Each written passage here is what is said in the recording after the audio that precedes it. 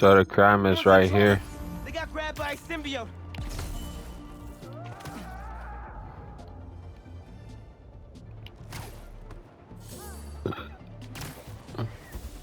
I got this. Clear out. What's up, y'all? What's up, Jens?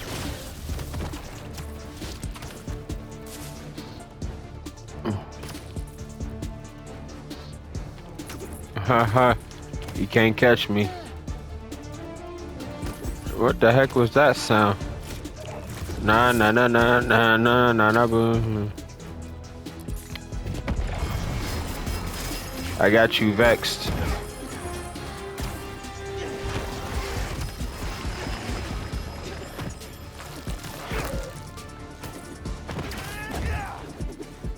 Come on, fam. Gotcha.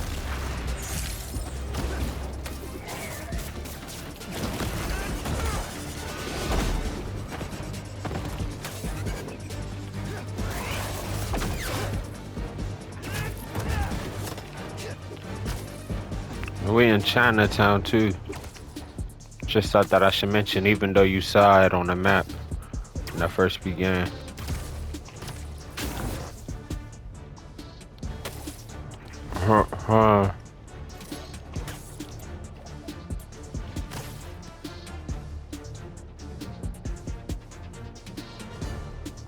Let's hear this story. Pittsburgh area story. Oh yeah, everybody, it's 9:34 p.m. in Pittsburgh, PA. I'm in Pittsburgh, PA, so I made the New York sky, you know, symbolize the time of day. Even save your game on any of these games. Top story tonight is in Penn Hills, where a man and a woman were found shot in an SUV. KDK's Jennifer Barrasso has been following the story all night and is live with the latest now from Penn Hills. Jen. Hey, Kat, well, officials have not released the identities of the man and the woman. Now, sources telling me this was a murder-suicide between a husband and a wife going through a separation. Now, I talked to the victim's aunt. She tells me she was a mom of 4. She was an angel, a beautiful person who was working 2 jobs, and she was separating from her husband. Boom, boom, boom, boom. Boom. 3 neighbors told me they heard at least 4 gunshots near Elliott Street and East Barron Drive in Penn Hills. First responders found an adult female and man shot inside the smashed Volkswagen SUV. Police say they didn't survive. Preliminary information shows the shooting happened inside the vehicle as part of a domestic situation. Then the SUV rolled into a garage on West Barra Vista Drive. The KDK drone team captured the scene. At 3:30, County 911 was notified of a vehicle into a building.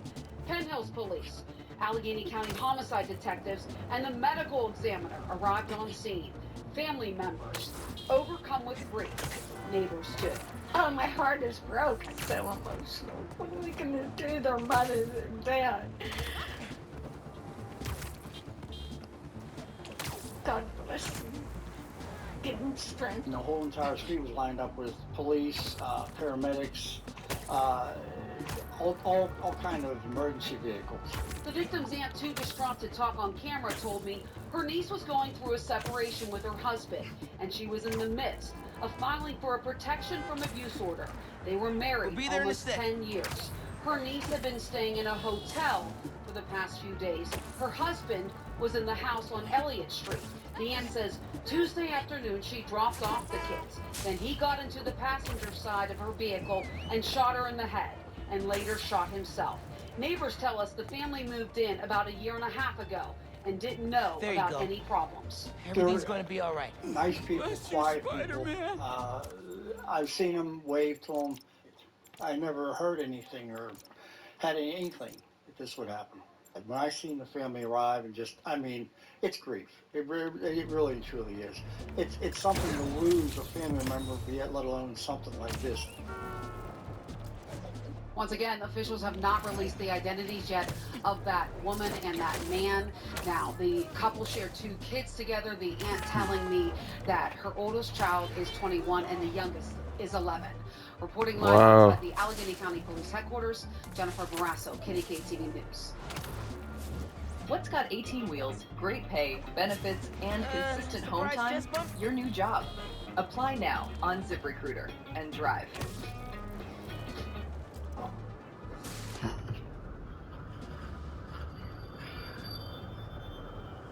TK Kirkland with Vlad TV. All right, here we go. TK Kirkland, welcome back to Vlad TV. What's up, Vlad? Always a pleasure. That's Always right. a pleasure. That's right. Round of applause. Yes, sir. Yes, Round of sir. applause. Man, I haven't seen you since my birthday. It was a great birthday. Thank you. Yeah. Thanks for coming by. Yeah, matter of fact, when I was coming here, I was thinking about your birthday. And, I think I told you everybody that was in there, you employed them. Somewhat. Yeah. Mostly. Yes. Yeah. Yes. And have you been wearing the robe? Okay. I have been. I have been. You wearing rocking the pajamas? Yeah, the blue. I haven't tried the pajamas You yet. gotta rock the pajamas. But I've been rocking the blue, polo robe. But watch this, when you put the pajamas on, make sure you have some nice house stay shoes. inside the bus. And just walk on, man. Trust Okay. me. You gonna float. You gonna float. You gonna float. Well, a lot has happened since our last interview, and I think Yeah, let's do it. Is the singer David. Yeah, David. Trial with murder for killing that 14-year-old girl, Celeste. Yes, and I'm happy that, I know in this country they say guilty until proven innocent, Right there. but he's guilty. Like, this is some shit. You ain't gotta go to trial. Like, the system sometimes is just confusing. You know he did it. He was in his car, right? He stashed the car, and then he disappeared. Yeah. I saw that a mile away. Oh, but there's more to it. Incoming Basically, symbiote. she threatened him. She threatened to expose I didn't even mean to hit that one. Not you. Expose what, though? That he's, having sex with an underage girl. Okay. Remember, she was 14 at the time. Right. She'd already gotten abortions before. Damn. She'd already gotten pregnant. He flew her to London when she was like 12. Okay, And you her wanna parents know. okayed it. Okay. The parents knew about it. Yeah, it's sad. I met a woman, she used to tell me that her mom used to drop her off. And I was like, wow. Drop her off what? To men when she was young. Like grown men. Yeah, grown men. And it's Got you. people out in this world that really move like that. And I don't know whether someone to seek help or what. One of the craziest stories, going to that, Vlad, when I used to do my podcast, a gentleman called me. He had sex with the neighborhood. Oh, so sorry. But he got her pregnant. So I said to her, like, you knew she was a neighborhood hoe. You didn't wear condoms, or is this what he said? No, I wore condom, the condom broke. I said, you talking to T to motherfucker. I said, ain't a dick on this planet sharp enough at the tip to punch a hole through the condom. So you punched a hole in the condom and you put it on and it opened and you netted it like a fool. Here's the story. He used to go to work. He wound up moving the girl into the house. The mother, after she was pregnant, used to take the baby mama to the uncle's house, the pimper. Wow. He was going crazy about it. A couple weeks later, he calls me back crying. Fuck. The mother was fucking her too. I can Wait, swing you over whose to an mother? ambulance. His She's mom bent was over and taking don't need his help. mama. I would imagine she need help. He found out that his own mother was having sex with his baby mama. Wow. So I explained to him Huh? he had to get out of there before he killed anybody. Because these stories, like, one of the reasons why I'm glad I don't do my podcast no more, because I used to hear some of the most craziest stories in the world, and it would depress me. And people are really in some foul situations in life, man. But we could talk solution. I mean, we could talk about them all day, but if I don't have a solution for you, there's nothing I can do, right? It's like, but that's sad. I've had condoms break. We'll be there Once in or a sec. twice. Well, you got a strong penis then. I guess I do. Yeah. I'm saying. I'm not saying every time. I'm not saying Right. 5% of the time. There you but go. I remember I Everything's was gonna be messing with a alright. girl, You and I bust, and I pulled out, and there was a ring around my penis with nothing else. Right. Right? Now, was it cheap condom, Vlad? How long It was ago? like Magnum. Okay, yeah. Just put that out there to the world. Okay, it's all right. It's Magnum. Say, I'll double that. I think it's regular Magnum. Okay. Yeah. Yeah, but that's Trojan. sad, man. what people go through, and these young men dating these young girls, and I don't know, man. The more we do our shows, the more the world is exposed. Like, it really bothers me, the things that people deal with and the choices that they make. And it got to a point, and my son Aris said to me one day, he said, I don't really feel sorry for him, Dad. And I said, what do you mean? He said, because most people make these choices themselves, and they put themselves in these situations. Listen, I agree. Look, He agreed. David started sleeping with Celeste when she was, I think, 11, That's and nasty. he was 17. Yeah, that's something foul. like that. Now, I guess that's not technically illegal. I wasn't It's even not looking wrong at girls. Like, But you can at the I keep a point that you're distinct 18, value, like the boundary. Not to say that 11, I mean, 11 is mind-blowing to me. Like, Yeah. 11-year-old, if I, my 11-year-old daughter with a 17-year-old guy, I'd be fucking losing. you'll lose it. I would lose it. I would lose it too. That's a grown man at that point, man. It's a grown man. I was grown at that age. In the body, puberty, yeah, I was grown.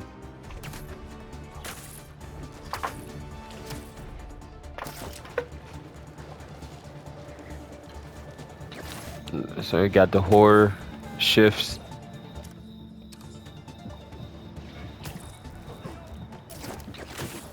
Okay, so I used to work night shift at a small hotel, and this happened about a year ago. I still think about it all the time because it genuinely freaked me out so bad. Mr. I don't know Nightmare. what the guy's plan was or what he was trying to do. I'm listening to It honestly makes me feel sick when I remember just I'm listening to Mr. Nightmare. And that's the video is called 4 Disturbing True Night Shift Horror Stories. I still think about it all the time because it genuinely freaked me out so bad. I don't know what the guy's plan was or what he was trying to do. It honestly makes me feel sick when I remember just how long he was there and that I didn't even realize he wasn't supposed to be there. The hotel was small, only 3 floors and maybe 40 rooms total. It wasn't a busy place. Usually we only had about 10 or 15 rooms filled on weeknights. I worked from 10 p.m. to 6 a.m. It was usually really boring and quiet, which was fine with me. I would just sit behind the desk, do some paperwork, sometimes check the cameras, sometimes watch YouTube on my phone if it was really dead. The lobby wasn't big, just the desk and some couches off to the side with the TV, and some vending machines in the corner. Behind the desk was a little office where I had a computer and a chair and a glass window so I could see the lobby while I sat in there. At night, the front doors locked automatically, so guests had to buzz in. I would press a button to let them through.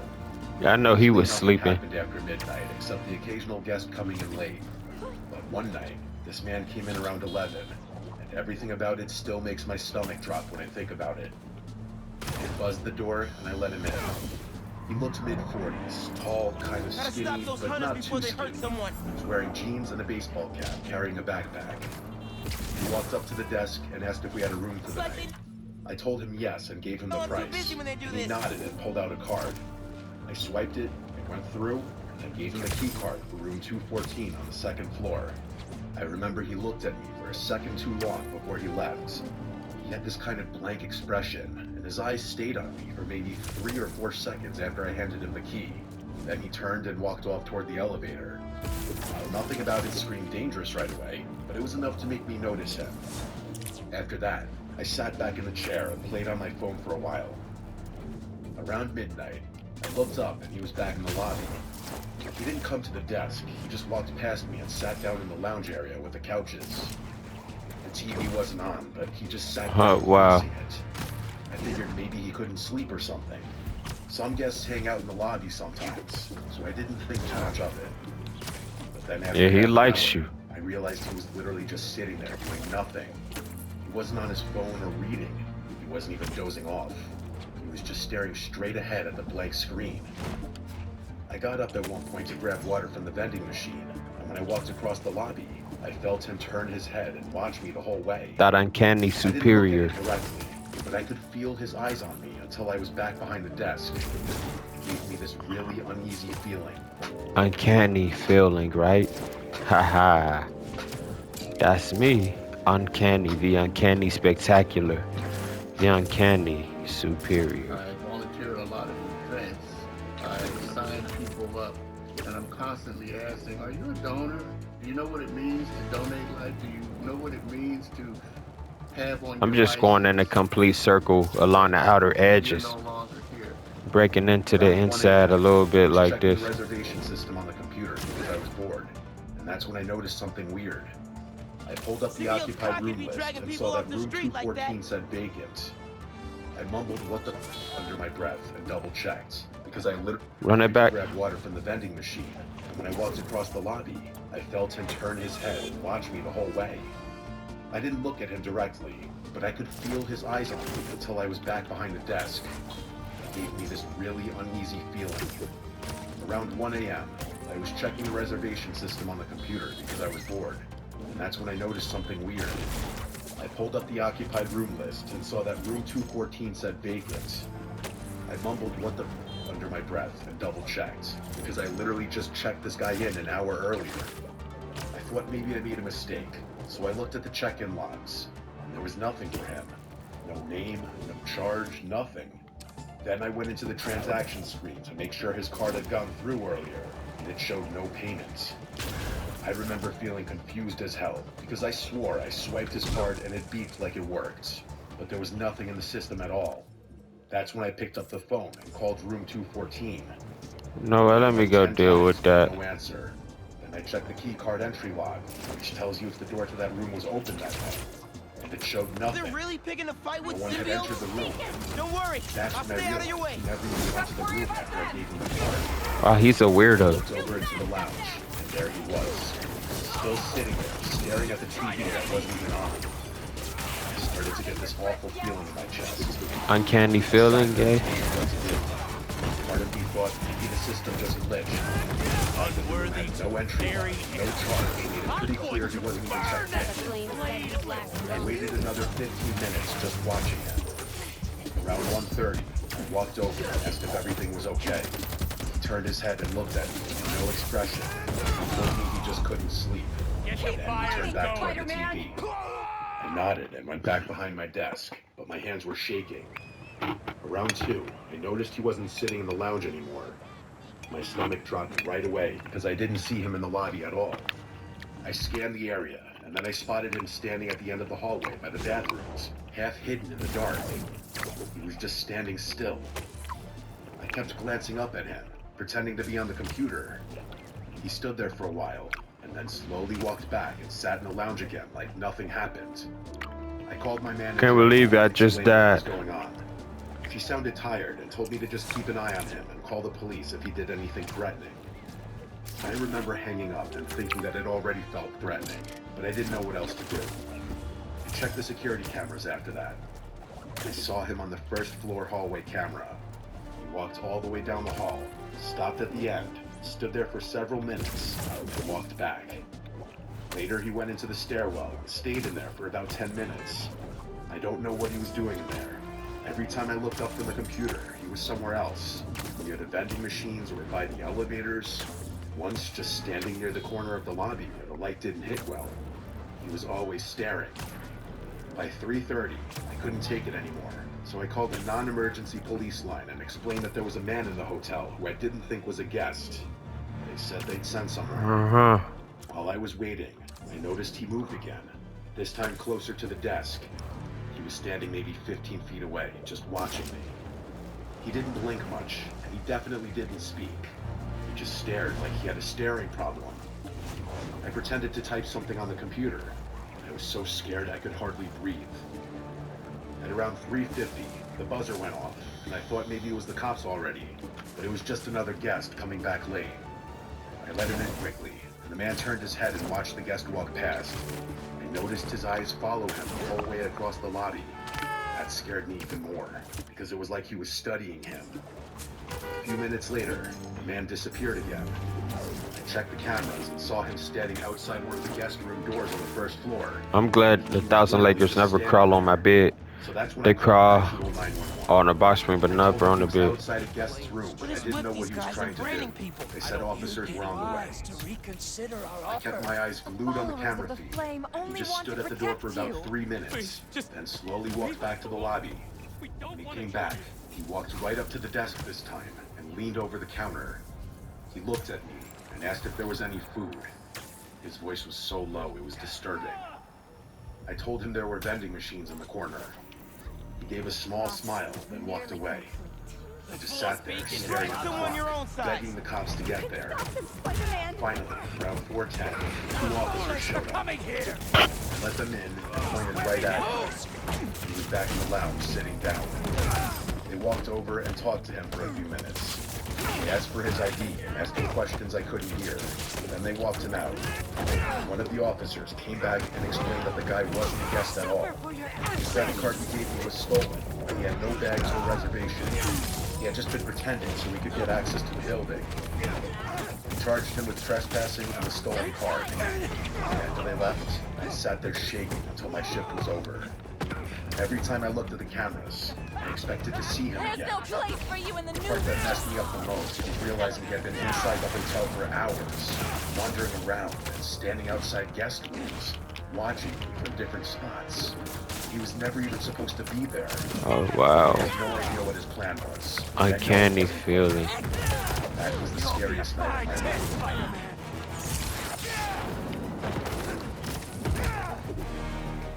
At least you ain't quit. It's your hotel job. Got a commercial driver license and need a job? Check out ZipRecruiter. Find driver jobs with great pay and the right schedule. Set up alerts to know when new... My name is Meredith. I'm 24, and I work the night shift at a tiny gas station on County Road 11. It's the kind of place most people don't even notice unless they're out of gas or completely lost. I took the County Road 11. Predictable. I like that, or at least I used to. It started on a Thursday night around 1 a.m. The air outside was wet and still, and the hum of the overhead lights had been getting under my skin all shift. I was just about to microwave a cinnamon roll I didn't even really want when the door chimed. A man walked in. Is that in Canada? Mid-40s, maybe older. He had a green coat, messy hair, and dry lips like he hadn't smiled in years. He didn't head for the coffee or chips like most people. He just stood near the counter, staring at me with this strange kind of familiarity. "Hi," I said, forcing a polite smile. Then the man said, "You always work this late?" I blinked and said, yeah, mostly." He smiled. Then he said, "I figured. I passed through a few times. Noticed it's always you." That unsettled me more than I let show. "Oh yeah, right, small town," I said.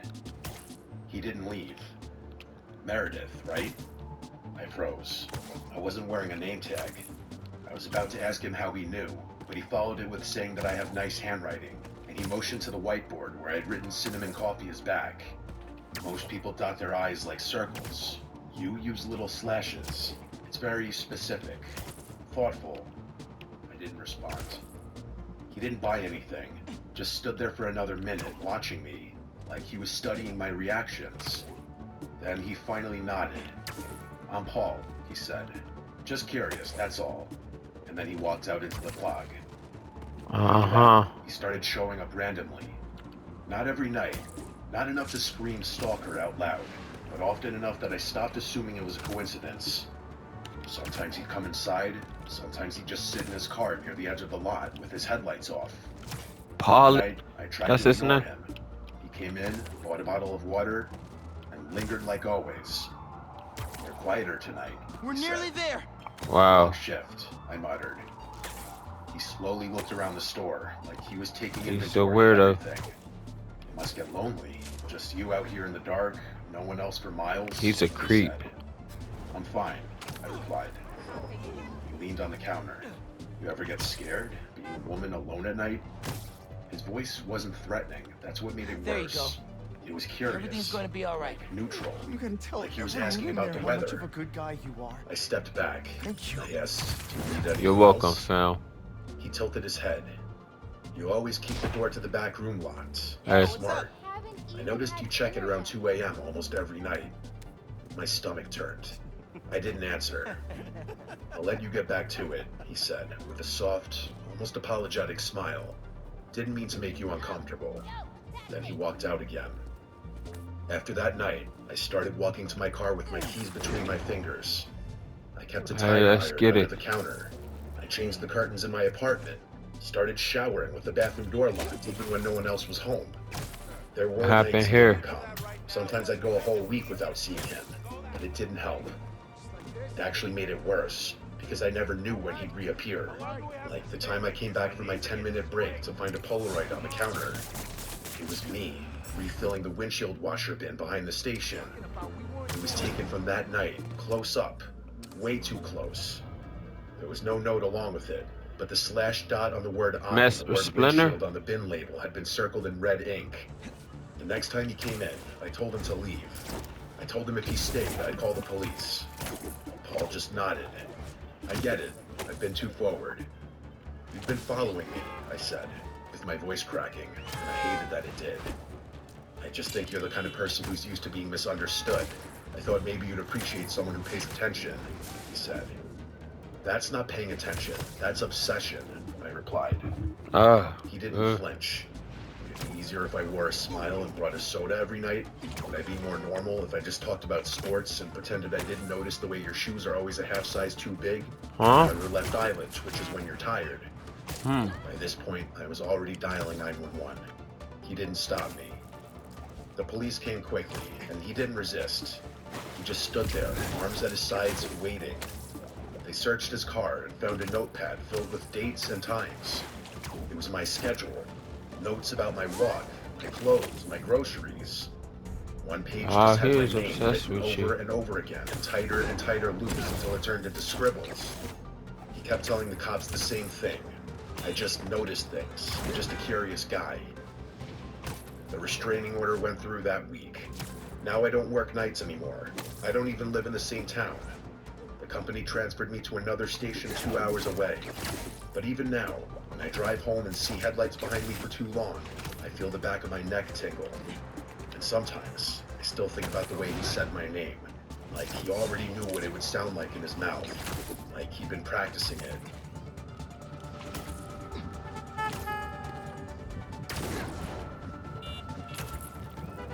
Is this the Upper East Side?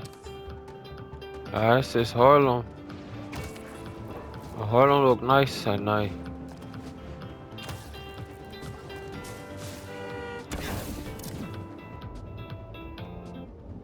I want to start this off by saying at the time I'm writing this happened to me just last night. I worked the overnight shift at a 24-hour gas station. I'm a 22-year-old female, and I've been working there just shy of 2 months. I work the weekend shifts, which is Thursday through Saturday, while another coworker, who I'll call Max for privacy reasons, works the weekdays of Sunday through Wednesday. My coworker Max and a friend of his, I'll call Ben, had come into the station at about 2:30 a.m. to get some coffee and say hi. Max and his friend had taken some magic mushrooms a couple hours before they came in, so when I saw them, they were all giggly and shit. Honestly, it was pure entertainment for me. As we were talking about random stuff, Ben had made the comments about how there was a car parked in the parking lot with its lights off but running, with someone inside that had been there before they pulled in. He said when he questioned the guy said he was waiting for a DoorDash order. Normally that wasn't out of the ordinary for DoorDashers to wait in their car while we packed an order up. What was odd was I hadn't received an order in almost 2 hours. I spent most of the night in the back of the store cleaning, away from the tills and the front doors, so I couldn't even see the parking lot. We waved it off as nothing, and the two guys went outside to smoke a cigar and play with Max's dog, who they brought along. At first, I didn't think much of it, but once I was alone, I thought it was a little weird considering I didn't know how long they'd been out there before my coworker came in. Fast forward about an hour, and they came back in to get more coffee. It was at that point Max told me more about how the car had been out there parked in a spot that even when I went to the register, I couldn't see it due to the wall. He told me that the entire hour they were out there playing with his dog and smoking in the parking lot, the man in the car had switched between watching them and looking like he was texting someone on his phone. When Ben had noticed this, in his high as hell state, he walked over to the car and asked, "What's up? Why are you looking at us?" At that point, the man had tried to pretend he didn't speak any English. When that didn't work, he switched to English and started saying he must have had the wrong address before hightailing it out of the parking lot. He was definitely higher than Max at that point, but what made it really creepy was Max said that the car looked brand new and had no license plate, He also noticed there was a pile of blankets in the back, enough to hide someone under. And when the man was confronted, another car had just pulled into the lot with its lights off. A car that also looked brand new and had no license plates. And as soon as the first car had started driving away, the car that had just pulled in immediately followed them out. Max had stayed another 15 minutes before they headed out and told me to be careful to keep an eye out. Toss like a little About sausage. 6 a.m., he came back in for more coffee, and he was definitely sober, so we talked more about it. He said the guy was acting super suspicious the entire time they were out there, constantly checking his phone and watching them along with the entrance to the parking lot and the doors to the store. Even he admitted that he was freaked out, and once he came down from his high, he wanted to check on me to make sure I was all right. We both decided that had they not been there, this whole scenario could have gone one of several ways. I don't know if it was a pure coincidence, or if those two cars were planning on doing something to me as soon as Max and Ben had left and I was alone. I may carry a knife on my person for protection, but my gut tells me that from what they described, that if there were multiple people, it might not have been any good. And if they hadn't been there, just playing like kids in the parking lot, something terrible just might have happened to me. I work again tonight, and I'll update if anything happens during my shift. So God willing, you get the opportunity to. But I do. The car came back again during my shift. This is how it happened. It was about 3 a.m. and I was I lost track of where I was for a Guys second. came in to get coffee and some snacks. I was ringing them up when one of them asked if I knew anything about the car that was at the far end of the parking lot, running with its lights off. I looked at the man and asked, what car? He then went on to tell me there was what looked like a brand new Subaru with no license plates running with what looked like two guys arguing in the front seats. I could feel my heart drop into my stomach when he said this. I told the group that a car with that same description had been sitting in the parking lot the night before, but there was only one guy in it, who I assumed to be the leader of this group, told me as they were pumping gas, they noticed the car as it had been there when they pulled in, and how it just sat there as they filled up their truck. He told me as they were walking to the doors, they passed the car, since they were at the pump farthest from the doors.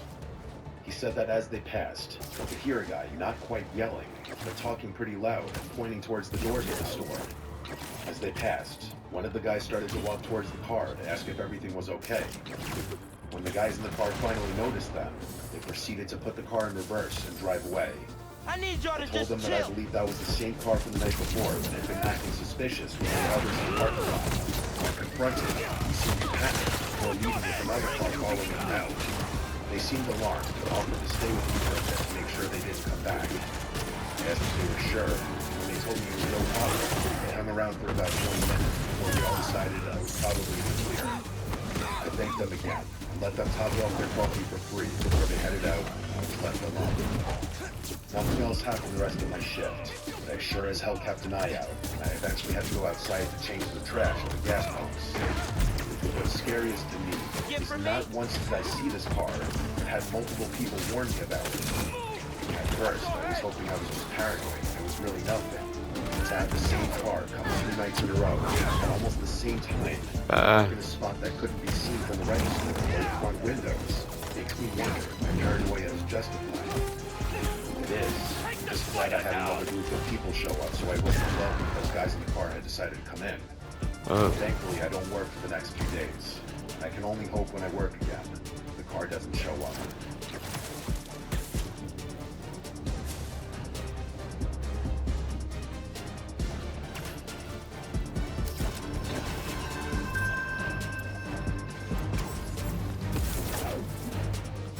Hello, I'm John, sales engineer at Wire Engine.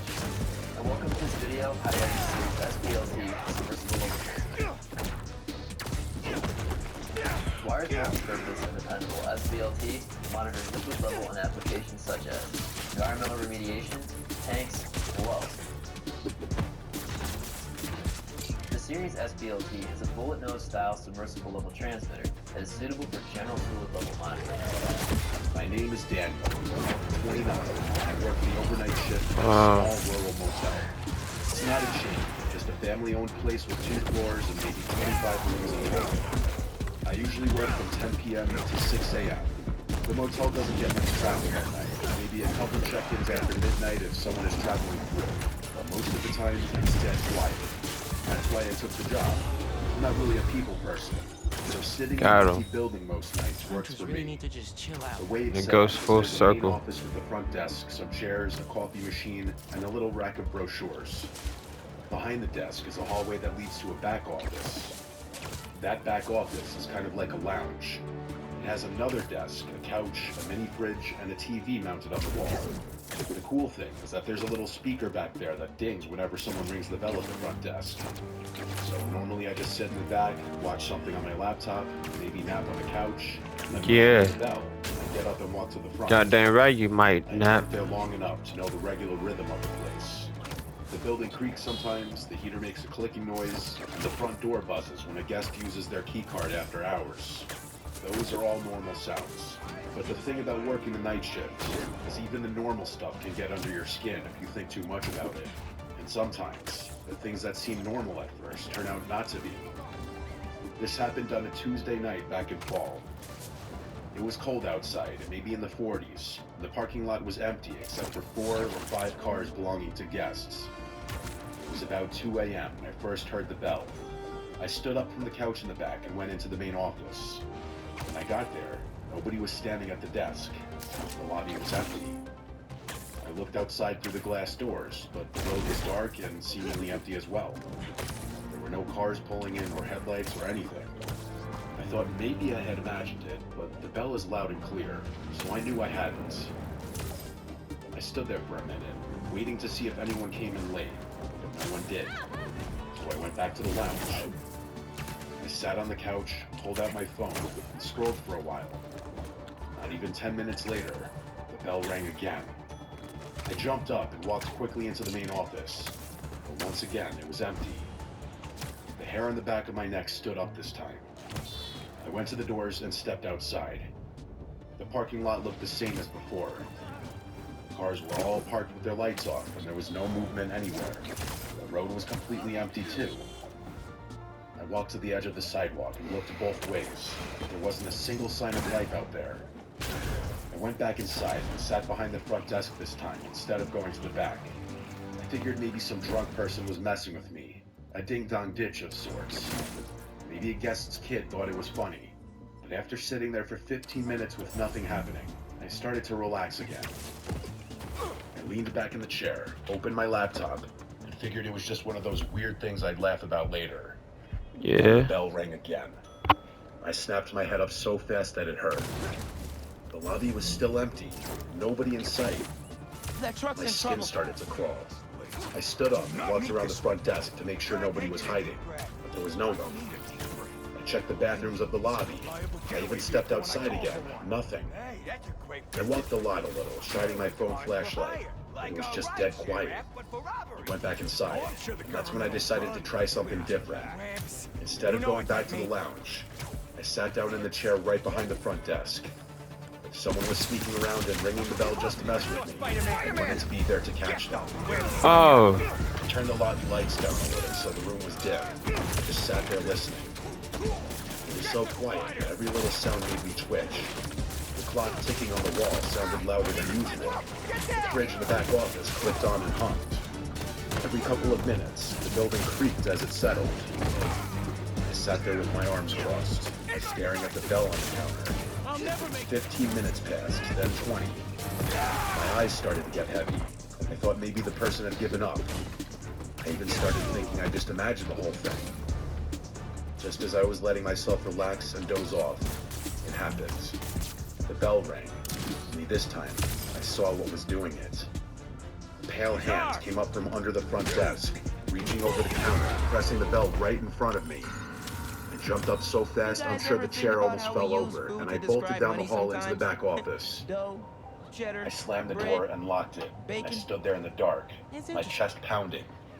My mind was racing, trying to figure out how someone could even be under there. The desk doesn't have much space underneath, but it's enough for someone to crouch if they squeezed in. That meant they'd been hiding just a few feet away from me, waiting. I forced just left myself his to look body at the there. security monitors. There were 4 cameras, one in the lobby, one in the hallway, and 2 on the parking lot. On the lobby feed, I saw the chair I'd apparently tipped over in my rush. The counter looked empty. And in the bottom corner of the frame, I saw movement. I a head poked out from behind the desk. I couldn't make out details, just the outline and the glint of eyes staring straight into the camera. I backed away from the monitor. I couldn't look at it. I grabbed my phone and dialed 911 with shaking hands. I whispered to the dispatcher that someone had broken in and was hiding in the lobby. She told me to stay where I was and that officers were on the way. While I was on the phone, I watched the monitor. The person's head disappeared, and then I saw the person crawl out from behind the desk on hands and knees. He crawled to the door and then stood up. Hands and He was knees. tall, wearing a hoodie with the hood pulled tight. His posture was hunched over. Then he turned around and started walking around the lobby like he was looking for something. And then he turned and walked out of the camera frame toward the hallway that led to the back office. I pressed my back against the locked door. A moment later, the knob rattled. Just once. A very slow rattle, and then nothing. The dispatcher kept asking if I was safe, but I couldn't even answer for a few seconds because my throat felt like it was closing up. After what felt like forever, I heard slow footsteps moving away. I rushed back to the monitor. The man was pacing around the lobby again. At one point, he stood in front of the glass doors and just stared outside like he was waiting for someone. Then he walked over to the brochure rack and started flipping through the papers, as if he were sarcastically killing time.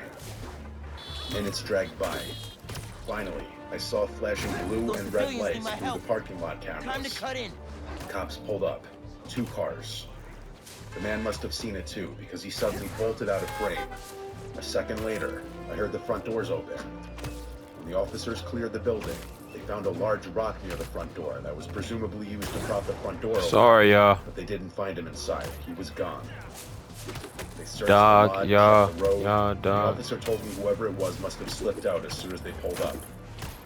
I kept replaying it in my head after. The way that hand just came up from under the desk and pressed the bell, calm as anything. Now every time I hear that bell at night, I think of that night and experience. I don't think I'll ever look at that desk the same way again. Me neither. Me neither. Neither will I.